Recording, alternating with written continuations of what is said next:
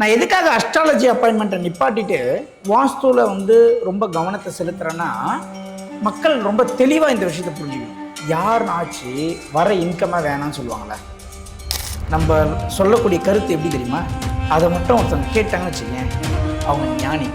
இந்த வீடியோ நான் இப்போ சொல்கிறேன், இந்த வீடியோவை மட்டும் ஒருத்தவங்க முழுசாக பார்த்து எண்டு வரைக்கும் அவங்க 2-3 வாட்டி பார்த்துட்டாங்கன்னா, அவர்கள் கிரகங்களால் ஏற்படும் தாக்கத்தில் இருந்தும் வாஸ்துவால் ஏற்படும் தாக்கத்தில் இருந்தும் தன்னை தற்காத்து கொள்வார்கள். இப்போ சொல்கிறேன், வாஸ்துவில் நான் என்ன பண்ணுறேன்னா, இப்போ நான் என்ன சொல்லுவேன், நான் ஒரு விஷயம் சொல்லுவேன். ஹார்ட் பிரச்சனை இருக்கா, உங்கள் வீட்டில் சென்ட்ரலைஸ் ஏசி இருக்குன்னு சொல்லுவேன். இல்லைன்னா நீங்கள் ஏசியில் அதிக நேரத்துக்கு வரும்னு சொல்லுவேன். உங்கள் வீட்டில் எந்த பக்கம் ஜன்னல் அடைச்சிருக்குன்னு சொல்லுவேன். இதெல்லாம் கேட்டிங்கன்னா உங்களுக்கு பிரமிப்பாக இருக்கும். சார் நீங்கள் எதனா ஜின்னு வச்சுருக்கீங்களா, நீங்கள் என்ன அருள் வாக்கு சொல்கிறீங்களா, நீங்கள் என்ன ஒரு மிஸ்மேரேஜ், இப்படிலாம் கேட்டவங்க நிறைய பேர் இருக்காங்க. ஒரு மனிதன் எதை இழக்கின்றானோ அந்த விஷயத்தில் அவன் கிங்கு. இப்போ நிறைய பேருக்கு என் வீடியோவை பார்த்து ஒரு தைரியம் கிடைக்கும் அப்படின்னு நான் நினைக்கிறேன். கண்டிப்பாக உண்மை உண்மை. ஒரு தெளிவு கிடைக்குது அப்படின்னு நான் நினைக்கிறேன். அப்போ நான் ஒரு காலத்தில் சம்பத் சுப்பிரமணி தெளிவில்லாமல், ஒரு தைரியம் இல்லாமல், ஒரு முடிவெடுக்க தெரியாமல் பலாயிரம் பேரை பார்த்து பல லட்சங்களை செலவு செய்து சுற்றிய ஒரு நபர் என்பதை நீங்கள் புரிந்து கொள்ள வேண்டும். அது உண்மையா சார்? சென்னையிலேருந்து கேரளா வரைக்கும் குறி சொல்கிறவங்க, ஜோதிடம் பார்க்குறவங்க, மாந்திரிகம் செய்கிறவங்க யார் கேட்டாலும் என்னால் பின் பாயிண்டில் அவங்களுடைய அட்ரஸ்ஸு, பேக் ட்ராப்பு, அவங்களோட ஹிஸ்ட்ரி என்னால் சொல்ல முடியும்.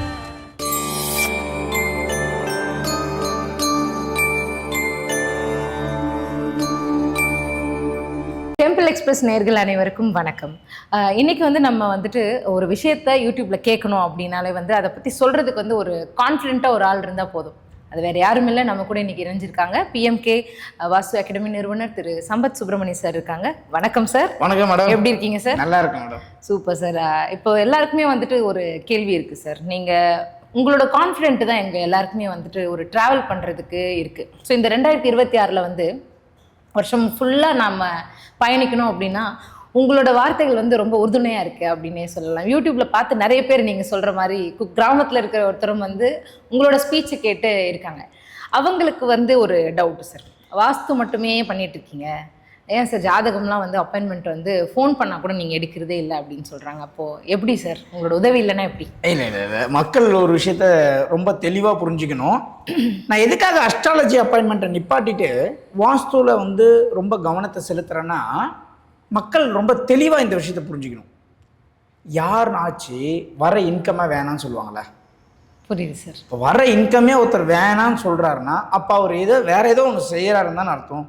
அது என்னன்னு முதல்ல மக்கள் தெரிஞ்சுக்கணும். நான் என்ன சொல்றேன்னா, ஜோதிட ரீதியா என்னுடைய சிற்றறிவுக்கு தெரிஞ்ச விஷயத்த யூடியூப்லயே சொல்லிடுறேன், நீங்க அதிலே பார்த்து பலன் அடைஞ்சிருங்க. இருந்தாலும் உங்ககிட்ட பர்சனலா கேட்கணும்னு ஆசைப்படுவாங்களா சார்? பர்சனலா கேட்குறவங்க அந்த வீடியோ பார்த்து கேட்டுக்குங்க. ஏன்னா நான் வாஸ்துல ரொம்ப டீப்பா உள்ள போயிட்டு இருக்கேன். ஓகே, அதுக்கு நேரம் பற்றவில்லை. அந்த ஆழமாக நான் சொல்லக்கூடிய வாஸ்து இன்னைக்கு ஒரு ஒரு ஒரு எலான் மாஸ்க்னா உங்களுக்கு தெரியும். புரியுது சார். ஆமாம், தெரியுமா? எலான் மாஸ்க் தெரியும் சார். அதேமாரி ஒரு நாளைக்கு சம்பத் சுப்பிரமணியனாலும் இந்த உலகத்துக்கு தெரியும் மேடம். ஓகே, தெரியணும். சூப்பர். அதற்காக நான் உழைத்து கொண்டிருக்கிறேன் சார். அப்படி என்னதான் சார் பண்ணுறீங்க வாஸ்துல? இல்லை, வாஸ்துல நான் என்ன பண்ணுறேன்னா, பர்மீடு வைப்பேன், கருங்காலி வைப்பேன், மோதிரம் வைப்பேன் அப்படின்னு நான் எந்த வீடியோவும் பேசியிருக்க மாட்டேன். வடக்கு, தெற்கு, கிழக்கு, மேற்கு, வடமேற்கு, தென்கிழக்குன்னு ஒரு 8 திசைகளை பற்றி நம்ம மாற்றி மாற்றி பேசுவோம். அண்ட் அதில் இருக்கிற விஷயங்களை ஒருத்தவங்ககிட்டையும் ஒரு ஸ்பெஷலைசேஷன். நீங்கள் என்ன அப்படி பண்ணுறீங்க? அது எப்படின்னா, வாஸ்து இது வரைக்கும் நம்ம உலகத்தில் எப்படி பரவிட்டு இருக்குன்னா, வடகிழக்கு பாதிக்கப்பட்டால் அந்த வீட்டில் சுபகாரியம் நடக்காதுன்னு நான் சொல்லுவேன். இன்னொருத்தர் சொல்லுவார், வடகிழக்கு நார்த் ஈஸ்ட் கம்ப்ளைண்ட் இருந்தால் உங்கள் வீட்டில் ஸோ குட் வைப் இருக்காதுன்னு. இதுக்கு ரெண்டுத்துக்கு என்ன வித்தியாசம்? எல்லாம் ஒன்று தான், வார்த்தை தான் வேறு. நாஷ்டான்னு சொல்லுவாங்க, டிஃபன் சொல்லுவாங்க, பிரேக்ஃபாஸ்ட்னு சொல்லுவாங்க, எல்லாம் ஒன்று தான். பிரேக்ஃபாஸ்ட்டுன்ற ஒரு பிராண்டை உருவாக்கி ஒருத்தர் வச்சுருப்பார், ஒருத்தர் நாஷ்டா அப்படின்னு வச்சுருப்பார், ஒருத்தர் டிஃபன் வச்சுருப்பார். நான் என்ன சொல்கிறேன், எல்லாமே ஒன்று தான் சொல்கிறது தான் என்னுடைய வேலை. நம்ம வாஸ்து எப்படி தெரியுமா, நம்ம சொல்லக்கூடிய கருத்து எப்படி தெரியுமா? அதை மட்டும் ஒருத்தவங்க கேட்டாங்கன்னு வச்சுக்கேன், அவங்க ஞானி.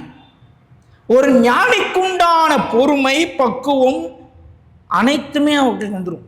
இப்போ இந்த வீடியோ பார்க்குறவங்களுக்கு ஞானம் வரப்போகுது, பக்குவம் வரப்போகுது, இறை அருள் வரப்போகுது.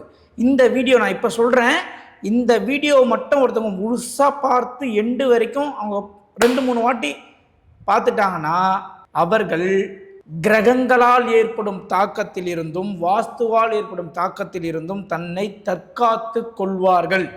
இப்போ சொல்கிறேன், வாஸ்துவில் நான் என்ன பண்ணுறேன்னா, அப்பாயின்மெண்ட் வருது, ஒரு வீடாக போய் வாஸ்து பார்த்துட்டு ஃபீஸை வாங்கிக்கினேன், என்னோடய லைஃப்பை நான் வாழறேன்னு நிறைய பேர் நினச்சிட்டு இருக்காங்க. அது இல்லை, அது மட்டுமே உண்மை அல்ல.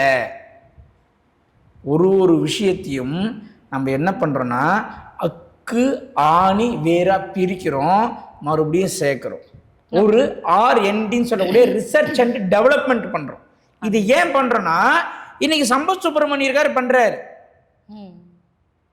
நாளைக்கு என் பையனுக்கு இது போய் சேரணும், என் பேரனுக்கு இது போய் சேரணும், உலக மக்களுக்கு போய் சேரணும். வாஸ்துல ஒரு விஷயம் இருக்கணும் இல்லைங்களா, இதை பற்றி தான் நான் சொல்ல போகிறேன், அதில் தான் நான் ரிசர்ச் இப்போ அது என்ன பண்ண. இப்போ உதாரணத்துக்கு சொல்கிறேன், இப்போ நான் என்ன சொல்லுவேன், நான் ஒரு விஷயம் சொல்லுவேன், ஹார்ட் பிரச்சனை இருக்கா, நீங்கள் சென்ட்ரல் ஏசி போட்டு தூங்குறீங்கன்னு சொல்லுவேன். உங்கள் வீட்டில் சென்ட்ரல் ஏசி இருக்குன்னு சொல்லுவேன். இல்லைன்னா நீங்கள் வந்து ஏசியில் அதிக நேரம் தூங்குறீங்கன்னு சொல்லுவேன். உங்கள் வீட்டில் எந்த பக்கம் ஜன்னல் அடைச்சிருக்குன்னு சொல்லுவேன். இதெல்லாம் கேட்டிங்கன்னா உங்களுக்கு பிரமிப்பாக இருக்கும். சார் நீங்கள் எதனா ஜின்னு வச்சுக்கிறீங்களா, நீங்கள் என்ன அருள் வாக்கு சொல்கிறீங்களா, நீங்கள் என்ன ஒரு மிஸ்மேரேஜ், இப்படிலாம் கேட்டவங்க நிறைய பேர் இருக்காங்க. எதுவுமே கிடையாது. என்னென்னா, எனக்கு எதுவுமே தெரியாதுன்ற ஒரு மனநிலையில் நான் இருக்கிறதுனால ஈஸியாக இறைவன் மற்றவங்களுடைய மனநிலையை எனக்கு புரிய வைக்கிறார். அவ்வளோதான் கான்செப்ட். ஓகே, நான் அமைதியாக இருக்கேன், சுற்றி நடக்கிற விஷயம் எனக்கு தெரியுது. நானே கத்திக்கிட்டு இருந்தேன்னா பக்கத்தில் பேசுகிறவங்களுடைய விஷயம் என் காதுக்கு வராது. இதுதான் முக்கியமாக புரிஞ்சுக்கணும். ஒரு மனிதன் தனக்குள்ளே முதலில் அமைதியாகிவிட வேண்டும். சார் வாஸ்துக்கு எதுக்கு சார், நான் கேட்டது வாஸ்து, நீங்கள் சொன்னது அமைதி. சுத்தமாக சம்மந்தமே இல்லைன்னு நினைப்பீங்க, ஆனால் அதுதான் சம்பந்தமே என்று நான் நல்லா தெளிவாக சொல்கிறேன். ஒரு மாயின்னு ஒரு படம் இருக்குது சரத்குமார். அந்த மாயி படத்தில் பெண்களுடைய நிழலே படாமல் வாழ்வார் சரத்குமார். கோபம் வந்து அடிப்பார், அடிச்சுட்டு ஒரு டைலாக் சொல்றாரு, மாயி இல்லை மாயாண்டி அப்படின்னுவார். மற்ற டைமில் மாயி, கோபம் வந்தால் மாயாண்டி. அந்த நடிகை வந்து சரத்குமாரை வந்து விரும்பி கல்யாணம் பண்ணிக்கணும்னு நினைக்கும் போது சரத்குமாருக்கு கோபம் வந்து தன்னுடைய இஷ்டியை சொல்வார். ஏன் நான் பெண்கள் நிழல்படாமல் வாடன்னு சொல்லும்போது, தன் தாய் வந்து தொழுநோயாக இருப்பாங்க. அந்த தாய் வந்து சரத்குமாரை குழந்தைய பிடிச்சிட்டா அந்த குழந்தை இறந்துரும். அதனால பிறந்த குழந்தையை தாய் பார்க்கவே கூடாது. அப்படி ஒரு வாழ்க்கையை வாழ்ந்தார் மாயி. குழந்தையில படம் தான், படத்துள்ள வாஸ்துக்குது. இது புரிஞ்சாதான் நம்ம சொல்ற சப்ஜெக்டே புரியும். நல்லா கேட்டுங்க, ஒரு மனிதன் எதை இழக்கின்றானோ அந்த விஷயத்தில் அவன் கிங்கு. எதை இழக்கின்றானோ அந்த விஷயத்துல தான் அவன் வெற்றி பெறுவான்றீங்க. இப்போ இதை எப்படி ரிலேட் பண்ணணும்னு நான் சொல்கிறேன். வாஸ்து எப்படி வேலை செய்யுதுன்னு சொல்ல போகிறேன். இப்போது பிரெயின் டியூமரில் பசங்களை காப்பாற்றியதில் வெற்றி பெற்றவர் யார் என்றால் லாரன்ஸ். அதில் தோற்றவர் யாருன்னா லாரன்ஸ். ஏன்னா முதல் ஆஃப் தோக்குறார், அதே விஷயத்தில் ஜெயிக்கிறார். அதை தான் சொல்கிறேன். ஒரு தசா ராகு தசை, கேது தசை இப்படிலாம் வருது இல்லையா, அதில் முதல் பாதி தோற்பவன் பிற்பாதியில் வெற்றி அடைவான். இது ஜோதிடம். ஓகே, 18 வருஷம் ராகு தசை, ஃபஸ்ட்டு 9 வருஷம் காலினா அடுத்த 9 வருஷம் தூக்கிடும். ஓகே, இது ஜோதிடத்தில் எல்லாத்துலேயும் கனெக்ட் பண்ணலாம். மாயி படம் பாருங்க, பிறந்த உடனே தன் தாயின் கை கூட என் மேலே படலன்றார். அந்த ஒரு ஏக்கத்தாலே எந்த பெண்ணிடமும் நான் வந்து சவகாசம் வைத்துக் கொள்ள மாட்டேன், திருமணம் செய்து கொள்ள மாட்டேன் முடிவு பண்ணுறாரு. அந்த படத்தில் மாயை எல்லா பெண்களும் விரும்புவாங்க. பிரிந்துட்டுமே சின்ன வயசுல இப்படி ஒரு சம்பவம் நடந்துருச்சு, இப்படி ஒரு கொடிய நோயால் தாய் இறந்துட்டாலே நினச்சி அந்த ஏக்கத்தில் என்ன ஒரு முடிவு எடுக்கிறாரு, நம்ம தனியாக தான் வாழணும்னு. இங்கே தான் நீங்கள் வாஸ்து கனெக்ட் பண்ணணும். அந்த படத்தில் மாயி ஒரு மருத்துவமனை கட்டுவார். தன் தாய்க்கு மருத்துவமனை கட்டி அவர் வந்து அந்த நன்றி கடன் செலுத்துவார். எப்படி தெரியுமா, தன் தாய் இறந்தா மாதிரி இந்த உலகத்தில் எந்த தாயும் இறந்துடக்கூடாதுன்னு அவர் என்ன பண்ணுறாருன்னா அனைவருக்கும் மருத்துவத்தை கொடுக்குறார். இப்போது மாயி தாயை இழந்ததுனால தான் அந்த மருத்துவமனையை கட்டினார், இல்லைன்னா கட்டியிருக்க மாட்டார். இப்போ இயற்கை என்ன பண்ணுதுன்னா,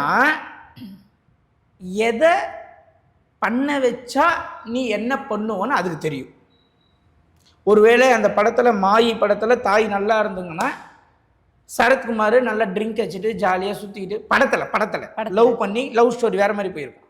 இப்போது இந்த படம் டைரக்டரோ இந்த படம் சம்மந்தப்பட்டவங்களோ இந்த வீடியோ பார்க்குறாங்கன்னு வச்சுக்கலாம், அவங்கள பொறுத்த வரைக்கும் இது கதை, இது உள்ள எப்படி வாஸ்து வேலை செய்யுதுன்னு சொல்கிறாங்க. படமாக இருந்தாலும் அது வாஸ்துவாக தான் வேலை செய்யும். ஓகே, ஒரு கதையாக இருந்தாலும் அது வாஸ்துபடி தான் வேலை செய்யும்.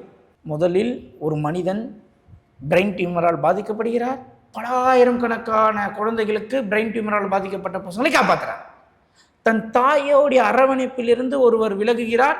தன் தாய் இறந்தா மாரி வேற யாரையும் இழந்துடக்கூடாது, மருத்துவமனை கட்டி பல ஆயிரம் கணக்கான மக்களுக்கு மருத்துவத்தை இலவசமாக கொடுக்கிறார். இது வரைக்கும் புரிஞ்சிருக்கும்னு நினைக்கிறேன் சில பேருக்கு. நீ எதை இழக்கின்றாயோ அதை பிறர் கொடுப்பதற்காகவே இறைவன் உன்னை அதை இழக்க வைக்கிறான் என்பதை நீ புரிந்து கொள், தெரிந்து கொள்ளுன்றார். ஏன்னா ரொம்ப தெளிவாக இந்த வீடியோ நம்ம கொண்டு போகிறோம். நம்ம சொல்லிட்டோம், இந்த வீடியோ பார்க்குறவங்களும் ஞானோதயம் வரப்போகுது, வாழ்க்கையே மாறப்போகுது, கிரகங்களின் தாக்கத்திலிருந்து விடுபட போகிறாங்கன்ட்டு. இப்போ சம்பத் சுப்பிரமணியம் என்ன பண்ணுறாருன்னா ஜோதிடம் சொல்கிறார், குட்கிராமத்தில் இருக்கிறவங்க ஜெயிக்கணும்னு சொல்கிறார், வாஸ்து சொல்கிறார். அப்போ சம்பத் சுப்பிரமணியுடைய வாழ்க்கையில் ஒன்றத்தை ஏதோ இழந்திருப்பார். ஓகே, மாயி தாயை இழந்தால் போல், மாயி தாயை இழந்து தன் தாய் இறந்தால் போல் யாரும் இறந்து விடக்கூடாது என்று மருத்துவமனை கட்டினார். பலாயிரம் தாய்களின் வாழ்த்து மாயிக்கு உண்டு. படம் மாயினா படம் சார், மாயி யாருன்னு ஆபீஸுக்கு போன் அடிக்காதீங்க, சரத்குமார் கட்டிங்க. இல்லை மாயி படம் பாருங்க மேடம், நான்லாம் அவ்வளோ சீக்கிரம் அழமாட்டேன் எதுக்குமே அவ்வளோ சீக்கிரம். ஆனால் மாயி படத்தில் ஒரு பாட்டு வரும், சூரியனே அப்படின்னு அந்த பாட்டு வரும், எமோஷனல் சாங். ஆமாம், ஓகே. அந்த பாட்டு வரிகள் எனக்கு சரியாக ஞாபகம் இல்லை. அந்த பாட்டு அப்படியே நான் என்ன அறியாமல் அந்த இடத்துல நான் அழுவேன். நேற்று நைட்டு அந்த படம் போயிட்டு இருந்தது, என் நண்பர் பார்த்துட்டு இருந்தார். ஓகே. ஆனால் அந்த படத்தை பற்றி இன்றைக்கி நான் ஷூட்டிங்கில் பேசணும்னு எனக்கு தெரியாது, எல்லாமே ஒன்றோடு ஒன்று கனெக்ட் ஆகிடும். சரிங்களா?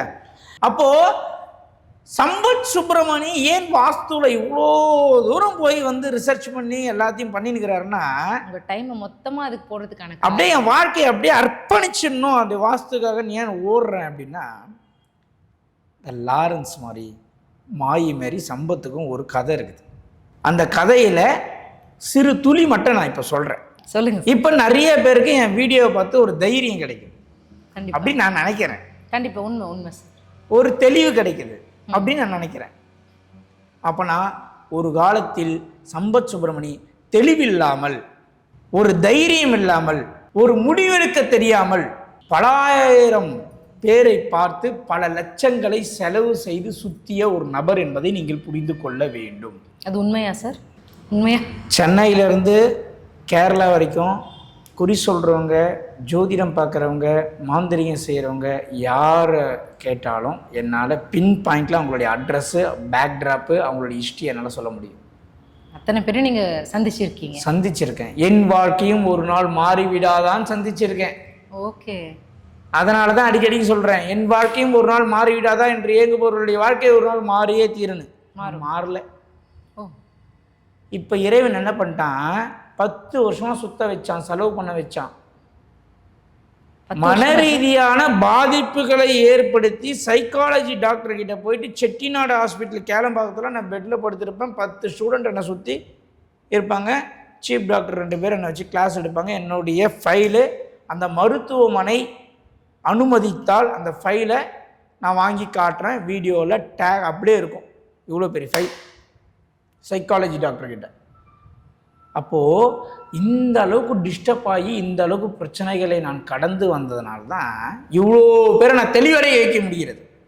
ஓகே. அந்த அனுபவம் உங்களுக்கு அதை உணர்ந்ததால் அனுபவித்ததுனால தான் என் வீடியோ பார்த்தா ஒரு தெளிவு கிடைக்கும்.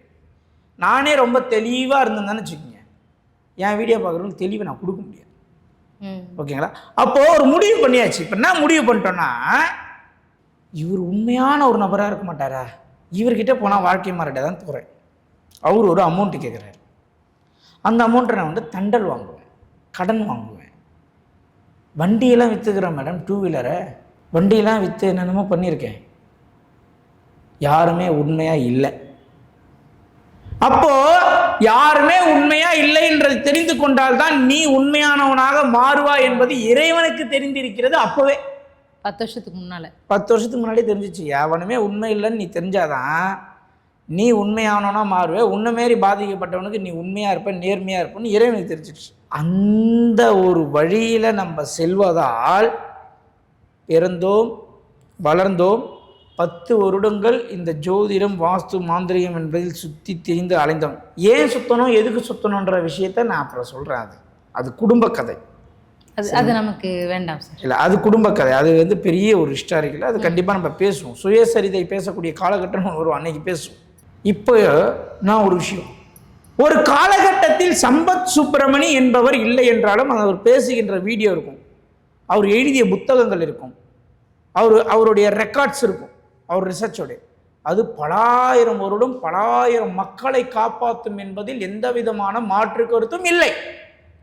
ஒரு திருவள்ளுவருடைய திருக்குறள் எப்படி இருக்கோ, பகவத்கீதை எப்படி நிலைத்திருக்கிறதோ, அர்த்தமுள்ள இந்து மதம் எப்படி நிலைத்திருக்கிறதோ, ஒரு பைபிள் எப்படி நிலைத்திருக்கிறதோ, ஒரு குர்ஆன் எப்படி நிலைத்திருக்கிறதோ, ஒரு நாள் நம் தர்மம் சத்தியம் என்ற ஒரு நூலும் நம்ம ஒரு நூலுக்கு பேர் வச்சு வெளியிடுவோம். அது பலாயிரம் வருடங்கள் நிலைத்திருக்கும். அந்த புத்தகங்களில் இருக்கக்கூடிய ஒரு வாசகமும் ஒரு மனிதனுடைய தலையெழுத்தை மாற்றிவிடும் என்பதில் எந்த மாற்று கருத்தும் இல்லை. அந்த அளவுக்கு சக்தி வாய்ந்த ஒரு விஷயத்தை நம் மக்களுக்கு கொடுக்க வேண்டும் என்றால் அந்த அளவுக்கு சக்தி வாய்ந்த வேலையை நம்மளும் செய்யணும். நல்ல வெயிட்டேஜாக மக்களை நம்ம 10 வருஷம் இப்படி ஏமாந்து அப்படியே பரதேசம் போகக்கூடிய நிலைமையில இருந்தோம். நம்ம வாழ்க்கையில் இறைவன் இப்படி ஒரு மாற்றத்தை கொடுத்துருக்காருன்னா, அனுபவிச்சு அடிச்சு கொடுத்துருக்காருன்னா மற்றவங்களுக்கு கொடுக்கறதுக்காக கொடுத்துருக்காரு. அப்போ நான் எப்படி ஓட வேண்டும் என்றால் குதிரை வேகத்தில் ஓட வேண்டும். அப்போ போதிய நேரம் இல்லாததுனால நீங்க இதை பண்ணாம இதை மட்டும் பண்றீங்க. வாஸ்து போதிய நேரம் இல்லை என்பதுதான் உண்மை. சரி, அப்புறம் என்ன சார் வாஸ்துல இருக்கு, என்ன வடகிழக்கு தென்கிழக்கு, இதுக்கு ஏன் இவ்வளோ ஓடுறீங்க, என்னென்ன? அப்படி அல்ல. வாஸ்து நீங்க நினைக்கிற மாதிரி 4 மூலையும் பர்மிடும் கருங்காலியும் ஒரு மணி பிளான்ட் வளர்க்குறத கிடையாது. நான் ஊருக்கு மேடம் வேர்ல்டுக்கு வாஸ்து கேட்டாலும் சொல்லுவோம், ஊருக்கு வாஸ்து கேட்டாலும் சொல்லுவேன், தமிழ்நாட்டுக்கே வாஸ்து சொல்லுவோம் மேடம். அந்த லெவலுக்கு நம்ம ரிசர்ச் போயிட்டு இருக்கு. இன்னும் கொஞ்ச நாள் இருங்க, நம்ம R&D ரிசர்ச் அண்ட் டெவலப்மெண்ட்டை வெளியே விடுறோம். ஒரு பாருங்க, சிஎம்ஏ கூட்டு நம்மள அந்த ஒரு புத்தக வெளியீடை செய்வார் என்பது என்னுடைய ஆணித்தரமான நம்பிக்கை. ஒரு சிஎம்ஏ கூட்டு இப்படி ஒரு நூல் இருக்கு. இப்போ திருவள்ளுவர் இருக்காரு, அவர் 1330 குறள்ல எந்த ஒரு குறளுமே கடவுள் பேரை சொல்லியிருக்க மாட்டார். ஆமா சார். மருந்தை பத்தி பேசியிருப்பார், மருந்தை பத்தி பேசியிருக்க மாட்டார். ஆமா சார். ஆரோக்கியத்தை பத்தி எழுதியிருப்பாரு, உணவை பத்தி பேசியிருக்க மாட்டார். பேசியிருக்க மாட்டாங்க. அந்த மாதிரி நம்ம புத்தகம் ஒரு நாள் வரும் மேடம்.